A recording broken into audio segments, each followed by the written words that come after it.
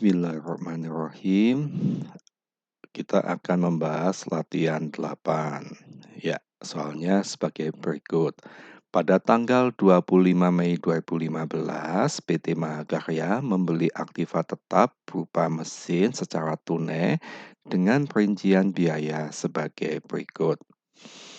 Harga beli mesin 500 juta, pajak masukannya 50 juta, BPNBM 100 juta, yaitu 20%-nya, beban pengangkutan 20 juta, beban asuransi 10 juta, beban pemasangan mesin 20 juta.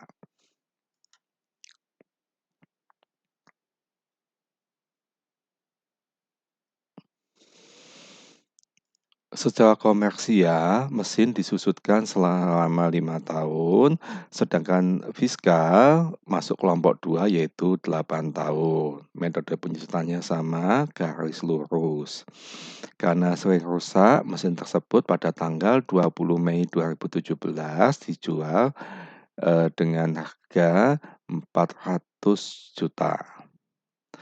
Yang pertama, diminta menghitung harga perolehan mesin. Ya, harga perolehan mesin ini ada 6 komponen yang totalnya 700 juta. Mana saja masuk harga perolehan mesin, yaitu 1, harga beli mesin atau harga mesin ya, pasti masuk. Yang kedua, bagaimana dengan BPN masukan? Apakah termasuk harga perolehan mesin? Tidak, ya.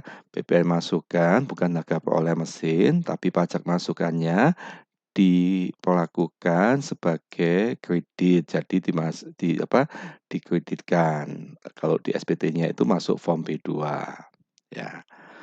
Kemudian BPNBM juga termasuk harga perolehan. Kenapa? BPNBM itu karakteristiknya tidak dapat dikreditkan. Kemudian dikenakan 1 kali. Kemudian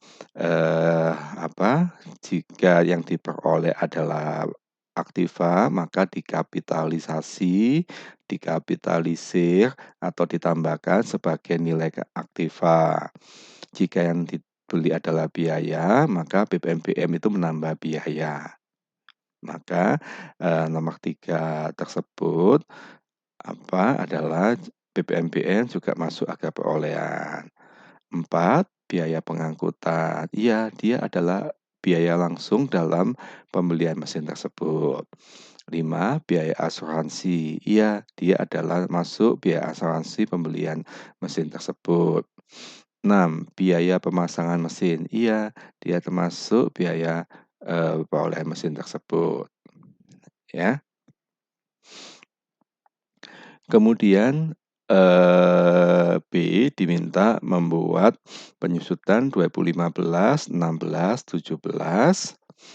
Maka sesuai dengan soal dipersiapkan hitungan sebagai berikut. Oh iya, jadi harga perolehan mesinnya adalah 650 juta. 650 juta ya.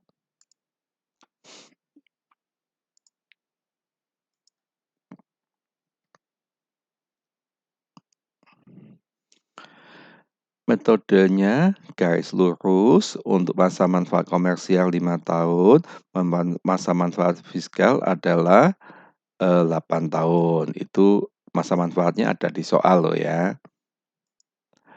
Kemudian tarifnya 20%, 12,5%, yaitu 100% dibagi masa manfaat.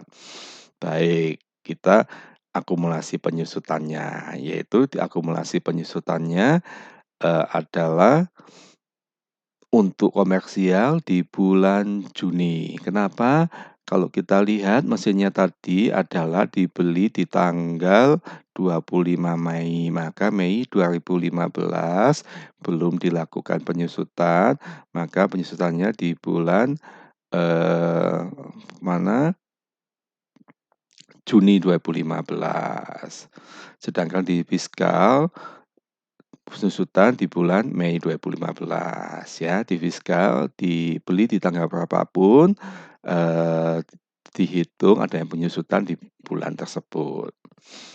Kemudian kita hitung yaitu 2015 di komersial yaitu 7 bulan, di fiskal adalah 8 bulan. Hitungnya sudah bisa ya. Kemudian 2016 1 tahun nilainya tersebut ya. Kemudian di 2017 adalah komersialnya adalah 5 bulan, yaitu dijualnya adalah tanggal 20 Mei 17, maka komersialnya adalah 5 bulan, nilainya tersebut, fiskalnya adalah 4 bulan. Ya, fiskal dijual tanggal berapapun tidak diperhitungkan penyusutan, maka di fiskal hanya 4 bulan nilai penyusutannya tersebut, ya.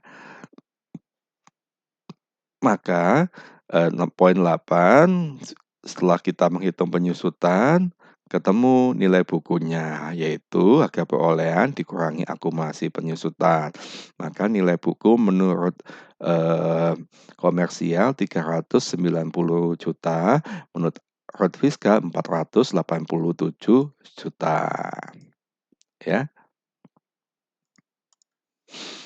Kemudian kita hitung laba atau rugi pelepasan aset ya, laba atau rugi pelepasan aset yaitu dengan membandingkan, harga jual dikurangi dengan nilai buku. Ya kita input, di situ nilai buku atau nilai sisa bukunya komersial 390 dibandingkan harga jual 400 juta, maka secara komersial dia laba 10 juta. Kemudian di fiskal, nilai bukunya adalah 487.500.000 ya, dikurangi harga bandingkan dengan harga jual, maka di fiskalnya dia rugi 87.500.000 ya. Maka kalau kita hitung, itu adalah koreksi fiskal negatif 97.500.000. Hitungnya bagaimana logikanya?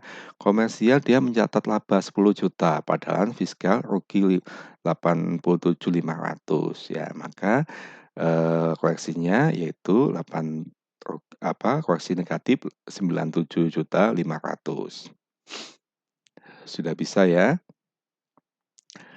Kemudian, jurnalnya pada saat pembelian, yaitu mesin 650 juta, pajak masukannya 50 juta, kas atau bank 700 juta, ya. Kemudian, penyusutan 2015, biaya penyusutan 75.833.333 ya, kreditnya akumulasi penyusutan dengan nilai yang sama. 2016 sama, biaya atau beban penyusutan pada akumulasi penyusutan 130 juta. 2017 biaya penyusutan pada akumulasi penyusutan sebesar 54.166.667. Sama ya. Kemudian 2017 saat dijual ya, tepatnya 20 Mei, yaitu kas atau bank. Oke, kita nolkan dulu, mesin di kredit 650 juta. Oke, saya close saja ya.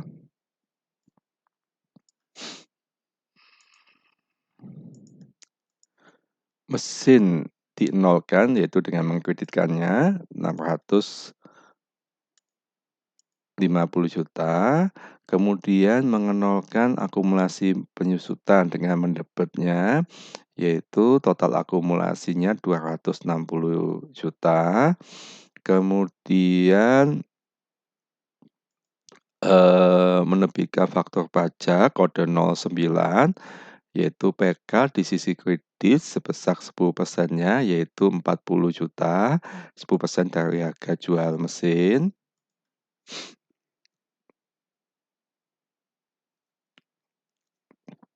Kemudian laba penjualan atau pelepasan aset, yaitu 10 juta.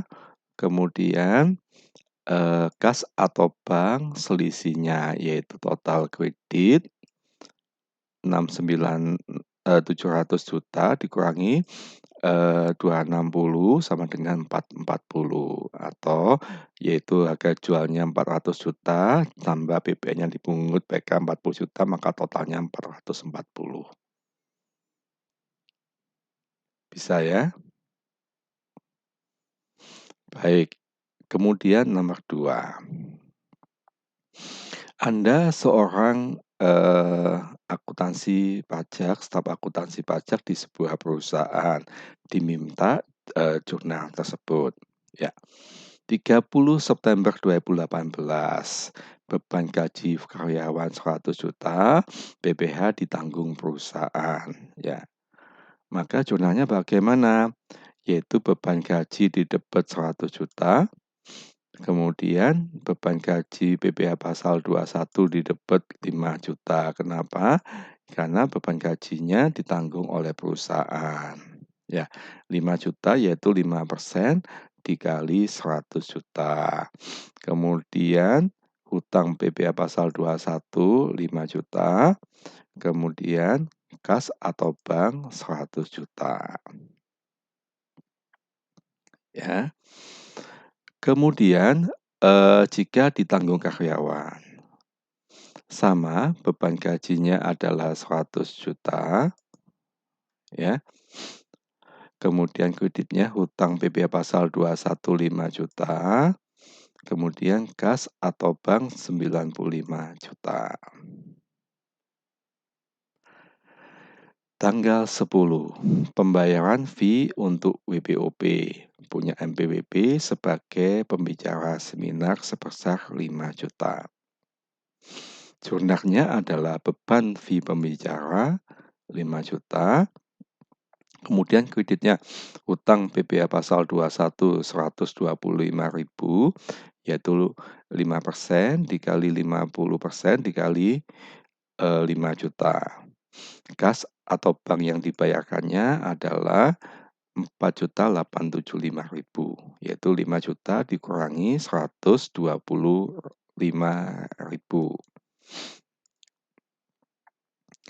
Kemudian tanggal 15, penyerahan ke bendahara Pemkot Surabaya 11 juta include PPN. Maka di sini diketahui DPP-nya adalah 10 juta. Kemudian nilainya di atas 2 juta, maka kode 09. Kode 02. Kode 02 terutang saat menyampaikan tagihan. Maka jurnalnya di tanggal 15, yang pertama penjualan 10 juta, ya. Kemudian PPN kepada pemungut belum difakturkan 1 juta. Kemudian kreditnya PPh pasal 22 dibayar di muka 150.000. Kemudian piutangnya 10.850.000. Yaitu jumlah kredit 11 juta dikurangi 150.000 sama dengan 10.850.000.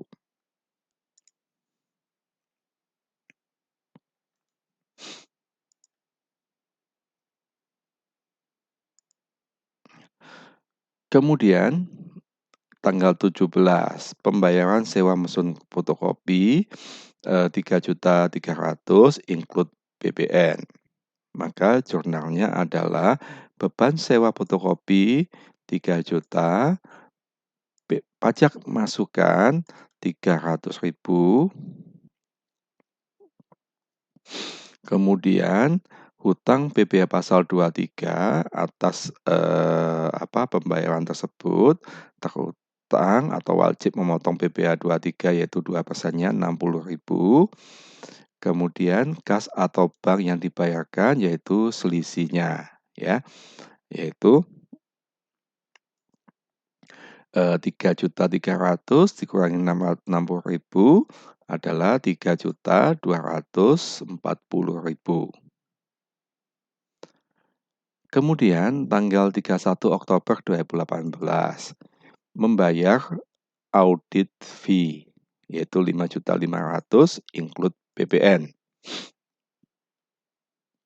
Beban fee audit 5 juta, PPN masukan ya, pajak masukan atau PPN masukan 500.000, kemudian memotong PPh pasal 23 100.000 yaitu 2% dikali 5 juta, kas atau bank yang dibayarkan yaitu 5.500.000, total debit dikurangi 100.000 sama dengan 5.400.000.